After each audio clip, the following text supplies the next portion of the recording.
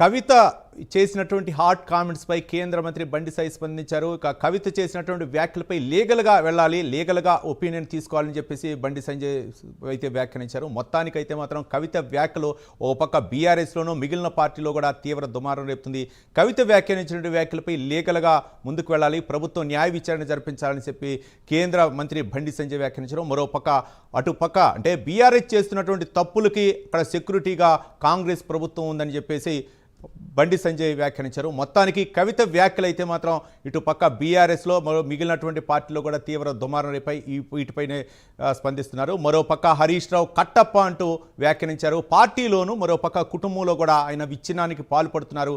కాళేశ్వరంలో మిగిల్చినటువంటి డబ్బులతోనే దాదాపు 27 మంది ఎమ్మెల్యేలకి సొంత నిధుల్ని ఆయన ఇచ్చారు పార్టీకి గెలిపించడం కోసం. మరోపక్క కామారెడ్డిలో కూడా కేసీఆర్ని ఓడగొట్టడానికి ప్రయత్నించారు, నిజామాబాద్లో నన్ను ఓడగొట్టడానికి ప్రయత్నించారు అని చెప్పేసి మరోపక్క కేటీఆర్ను కూడా ఓడగొట్టడానికి హరీష్ రావు ప్రయత్నించారు అని చెప్పేసి కవిత హాట్ కామెంట్ చెప్పింది. మరోపక్క ఎమ్మెల్సీ ఎన్నికల్లో కూడా దాసోజు శ్రవణ్తో పాటు ఇంకొక క్యాండిడేట్ నిలబెట్టి బీజేపీకి లబ్ధి చేకూర్చాలని చెప్పేసి మరో హాట్ కామెంట్ చేశారు. మొత్తానికి ఈ హాట్ కామెంట్స్ అయితే మాత్రం రాజకీయాల్లో తీవ్ర చర్చనీయాంశమైనాయి. పక్క కాంగ్రెస్తో కలిసి ఉన్నారు, ఇంకో పక్క బీజేపీతో మాట్లాడుతున్నారు, ఎటు ఎవరితో అవసరమైతే అటు మాట్లాడుతున్నారు. అదేవిధంగా 2018 ఎన్నికలలో హరీష్ రావు గారు 25 మంది ఎమ్మెల్యేలకు ఎన్నికలలో అడిషనల్ ఫండింగ్ ఇచ్చారు, పార్టీ ఇచ్చింది కాకుండా. ఏడికేలు వచ్చినాయి హరీష్ రావు గారికి అన్ని డబ్బులు? 100% కాళేశ్వరంలో జరిగిన అవినీతి నుంచి వచ్చిన డబ్బులే.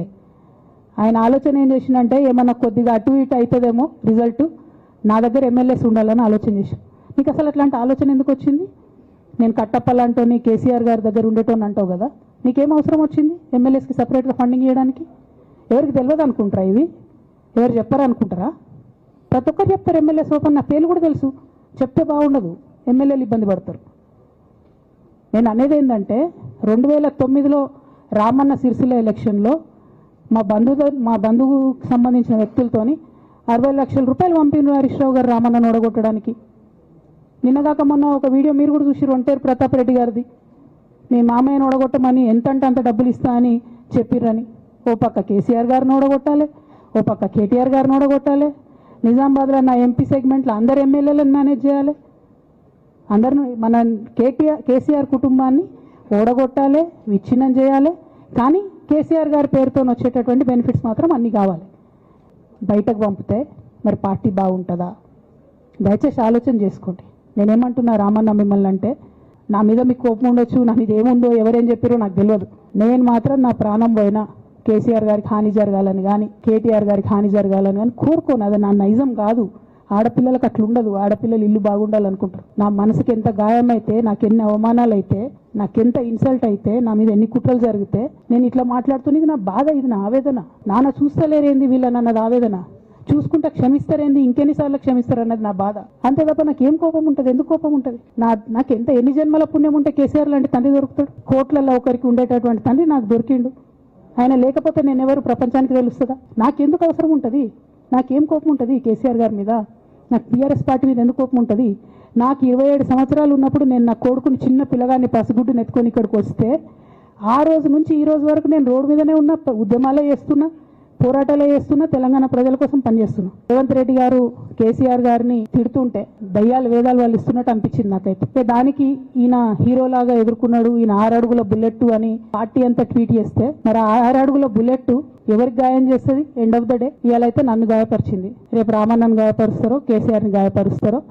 జాగ్రత్తగా ఉండండి రామన్న, నేను చెప్పేది ఏం లేదు, జాగ్రత్తగా ఉండండి, కేర్ఫుల్గా ఉండండి. అట్ ద సేమ్ టైం ఈ హరీష్ రావు గారి కారణంగా గమ్మత్ ఏముంటుంది అంటే, ఒకసారి హంపీకి పోతారు వీళ్ళందరూ, మీ అందరూ తెలుసు ఆ స్టోరీ. హంపీకి పోయి పాటలు పాడుకుంటారు, మొత్తము చాలా మంది కలిసి కేసీఆర్ గారిని చాలా అవమానకరంగా మాట్లాడతారు, ఒక పార్టీని వెన్నుపోటు పడదామని డిజైన్ చేస్తారు. ఇదంతా వీరికి తెలుసు, హరీష్ రావు గారికి తెలుసు. నేను ఆ రోజు సాక్ష్యం ఉన్న హరీష్ అన్న వచ్చి లిటరల్లీ రామన్న చేతులు పట్టుకొని, అరే మామయ్యకి ఎప్పుడు సింక్ ఆర్ సేల్, నేను మామయ్యతోనే ఉంటా అని చెప్పి అక్కడ మాట్లాడుకున్న వాళ్ళందరూ పెద్దసారి దగ్గర అవుట్ చేసిండి. ఆ తర్వాత పర్యవసానంలో ఈటల రాజేంద్ర అన్న బయటికి వెళ్ళడం. ఈ మహానుభావుడు వల్ల జగ్గారెడ్డి దగ్గర నుంచి మొదలు పెడితే, చెరుకు శ్రీనివాసరెడ్డి ముత్యంరెడ్డి అన్న కొడుకు దగ్గర నుంచి మొదలు పెడితే, రఘునందన్ రావు గారు, మైనంపల్లి గారు, విజయశాంతి గారు, విజయరామారావు గారు, ఆయన పాత పెద్ద ఉండే ఈటల రాజేందర్ గారు, వీళ్ళందరూ పార్టీలోకి వెళ్ళి పోయిండ్రు కదా. పోలేదా? ఇవన్నీ హరీష్ అన్న చేసినాయి కదా. ఆనాడు దుబ్బాక ఉప ఎన్నిక ఎందుకు ఓడిపోయినాం? దుబ్బాక ప్రజలకు ఇప్పటికి కూడా గుర్తుంటది. వాళ్ళందరూ ఒకటే మాట చెప్తారు, ఈయన సిద్దిపేటకు తప్ప రూపాయి రానియాడు దుబ్బాకకు, ఈయన వచ్చి ప్రచారం చేసిండు కాబట్టి మేము ఓటేయాలని ఓపెన్ చెప్పిరా అన్నాడు ఎన్నికలలో. దానికి ఏం రాపిసుకుంటాడు ఈయన పేపర్లలో? ఒంటరి పోరాటం చేసి ఓడిన హరీష్ రావు. అసలు ఓడిపోయింది నీ వల్ల కదా. మీరు మీడియా మేనేజ్మెంట్ లో సూపర్ అలా డౌట్ ఏం లేదు. రామన్న యూట్యూబ్ మేనేజ్ చేసి మెయిన్ స్ట్రీమ్ మీడియా మేనేజ్ చేస్తాడు అంతే, అంతకుమించి వేరే ఏం లేదు. నేను రామన్న రిక్వెస్ట్ చేస్తున్నా, మీరు కూడా ఆ స్కిల్ నేర్చుకోండి అన్న. ఆనాడు పిసిసి అధ్యక్షుడిగా ఉండి రేవంత్ రెడ్డి గారు ఏమంటారు, కాంగ్రెస్ పార్టీ ఓడిపోతుంది ఇడా అని చెప్పి ఆయన ముందే డిక్లేర్ చేసిండు, ముందే చేతులు ఎత్తేసిండు. హరీష్ అన్నాడు పోయి కూర్చొని మరి ఈటల రాజేందర్ అన్నని గెలిపించొచ్చు.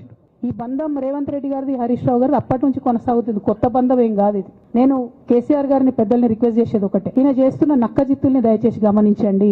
ఇలా నేను బయట పోతా కావచ్చు, నాదేముంది ఉద్యమంలోకి వచ్చినా మళ్ళీ ఉద్యమంలోకే పోతా, నాకు భయం ఏముంటుంది, నాకు ఎన్నడూ పదవుల మీద ఆశ లేదు.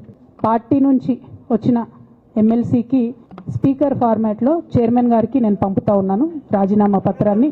అట్లానే బీఆర్ఎస్ పార్టీ ప్రాథమిక సభ్యత్వానికి కూడా గౌరవ పెద్దలు కేసీఆర్ గారికి రాజీనామాను పంపుతా ఉన్నాను. దీన్ని మన రావుల చంద్రశేఖర్ రెడ్డి గారికి తెలంగాణ భవన్కి వారికి నేను పంపుతా ఉన్నాను. ఎందుకు ఇవి ఇప్పుడే చూపించినా అంటే పదవుల మీద నాకు ఎప్పుడు ఆశ లేదు.